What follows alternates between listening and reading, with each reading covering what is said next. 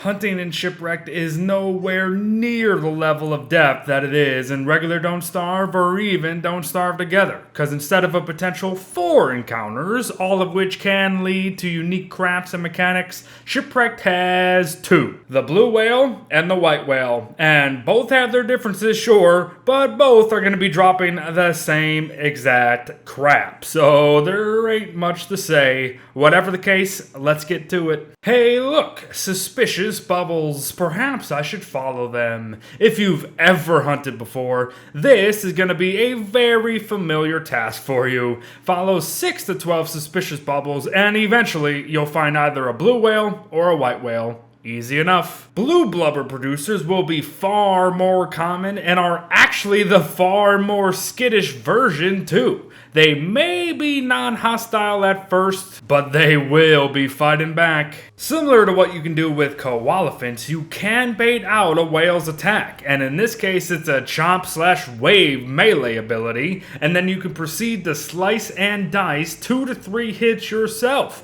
and I'd really try to stick to that, because the timings on all this are a bit weird anyway. But with the whale only being at 650 health, this is not gonna take long. What will take long, however, is obtaining the loot. For you see, it's not going to come to you instantly. The whales quote-unquote drop their respective carcasses, and we must wait 3 to 5 days before we can get anything from our hunt. So in the meantime, let's hunt ourselves a Moby Dick. Only there's a problem. White whales will not be huntable until hurricane season, as white whales cannot spawn in mild or monsoon seasons. Even still, your highest chance of even encountering a white whale only reaches 33% regardless, and that's even come after day 100. Anywho, unlike blue variants, white whales are aggressive naturally to the player, have far more health at 800 total, deal 75 damage, and are much quicker. So your best bet is once more 2 to 3 hits yourself, but again, that will depend on if you're fast enough. But upon death, another carcass will litter the oceanic surface, and yet again,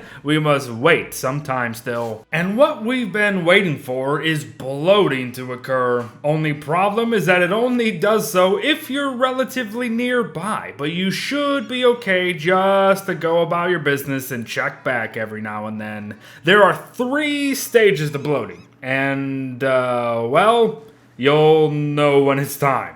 Time for what, though? Well, something pretty gross, actually.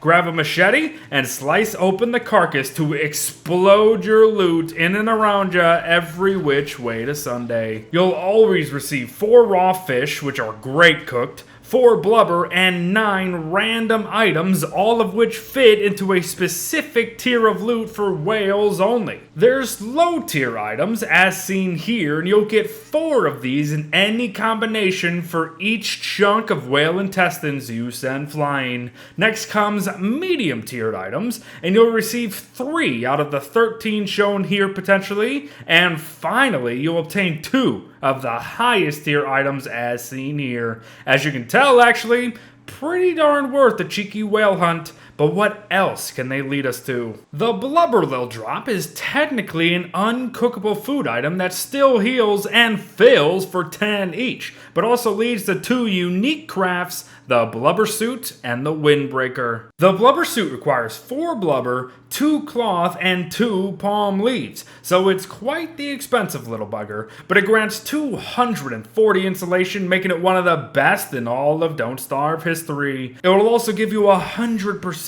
resistance to wetness, so yes, that means you can crash headfirst in the waves with no worry apart from your boat. But sadly, it will not protect against lightning strikes or the jellyfish. Still, a single suit that works wonders in both winter and rainy seasons, that is unheard of. Next up, the Windbreaker. Something I personally wish was better than it is, but we'll get to that. It will cost you 2 blubber, a piece of cloth, and a rope for a clothing item that provides 20% wetness resistance, plus 2 sanity per minute, but prevents any movement penalties from strong winds when worn. And I mean, that's unique, I guess, but that really doesn't justify anything in my mind, especially because that only applies to on land and not for boats. And oh yeah, Supposedly the draw is that it reduces Seal NATO's twister attack, which it does because you don't have to run completely off screen anymore. But once again I say that's unique but lackluster all the same. A couple notes before we go though. The whales cannot follow you into the shallow waters. So if you want an easier kill or are in a potential bad news beard situation, this is your way out.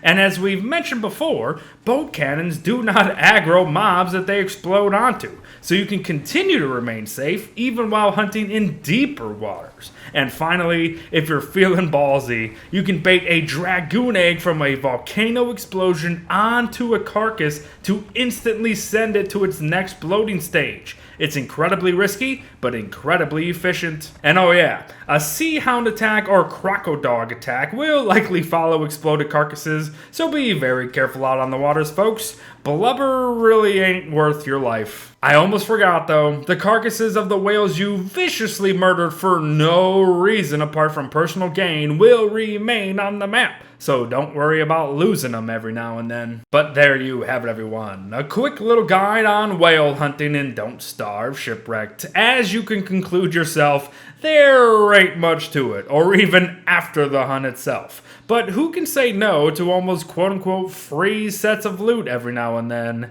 Thanks for watching, folks. Well wishes to all, and I'll see you in the next one. Bye-bye.